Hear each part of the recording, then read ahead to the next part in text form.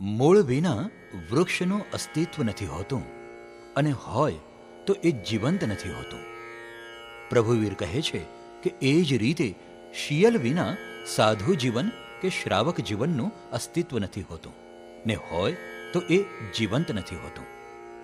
વગર વ્રત પચ્ચખાણ વિના પણ નવનારદો માત્ર શુદ્ધ શિયલના પ્રભાવે મોક્ષે ગયા છે. દુર્ગતિથી બચાવનાર અને શાશ્વત સુખ આપનાર આ શિયલનો મહિમા સહજ કવિ ઉપાધ્યાય ઉદયરત્નજી મહારાજે આ સજ્જાયમાં ગૂંથ્યો છે. પ્રસિદ્ધ આ સજ્જાયને પ્રસિદ્ધ કલાકારોના સુંદર સ્વરમાં આપણે સાંભળીએ.